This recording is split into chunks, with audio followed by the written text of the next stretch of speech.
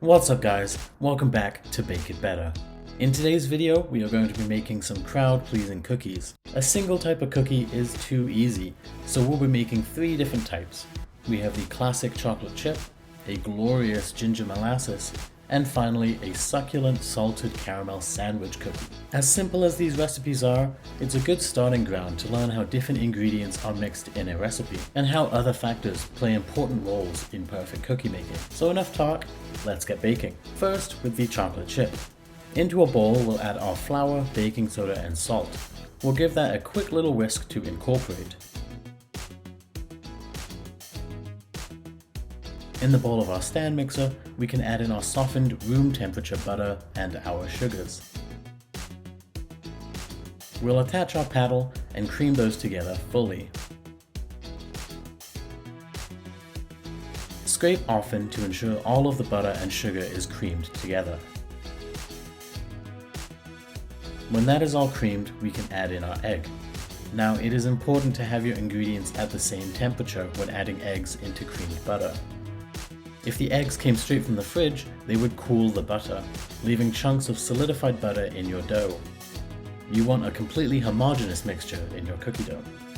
Scrape down the bowl again and then mix in the vanilla.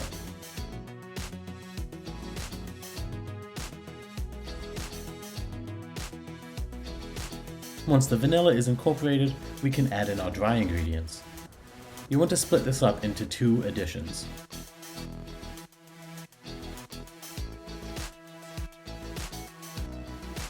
Once the first one is just fully mixed in, you can add in the second amount, as well as the chocolate. Now, the quality of the chocolate really affects the quality of your cookie. I'm actually allergic to dark chocolate, or I would do a blend of dark and milk, but straight milk chocolate will do just fine. Once the dough just barely is fully mixed, we can take it off the mixer and start to scoop. This is where having a scoop really helps out. Scooping the dough out is so much faster and more consistent than just using spoons.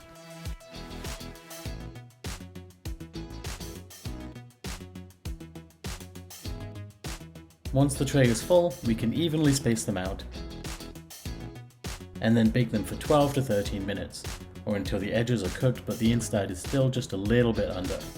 Our next cookie is the ginger molasses. This one starts off the same as the chocolate chip, whisking together the flour, baking soda, salt and spices.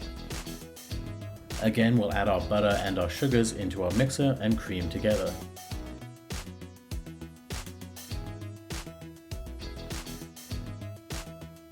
Once it's all creamed, we can add in our egg.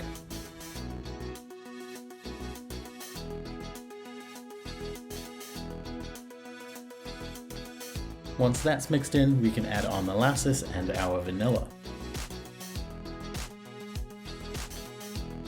Once that's all incorporated, we can add in our dry ingredients, again in 2 additions.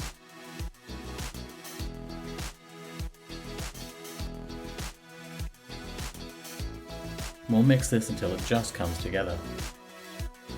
We can then scoop these into a bowl of granulated sugar.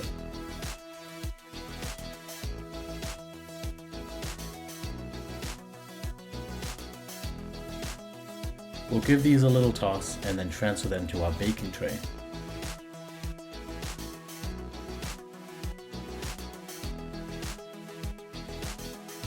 Once they've all been scooped, we'll just give them a little squish.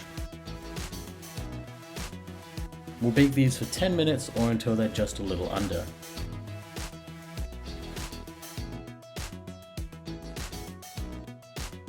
Any extra dough can be scooped onto a baking tray and placed in the fridge to harden.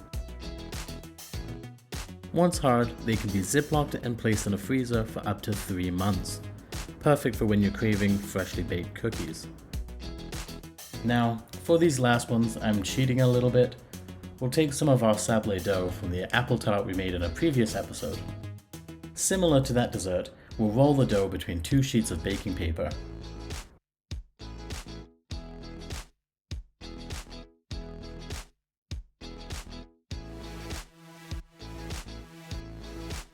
Once it's a couple millimeters thick, we can transfer the dough to a sheet pan, and then leave it in the fridge to harden.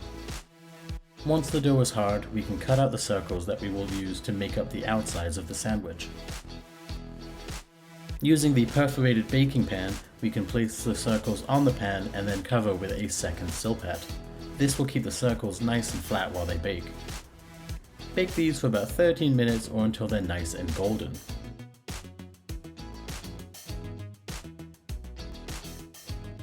Once they've cooled down, we can use the salted caramel that we also made in a previous episode to pipe spirals onto half of the circles.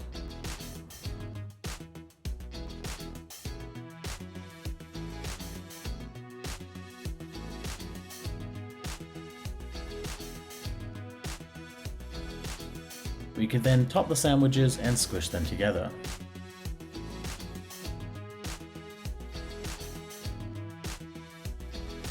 And here we are, guys. 3 simple recipes for 3 delicious cookies. As always, you can find a copy of my recipes in the description below.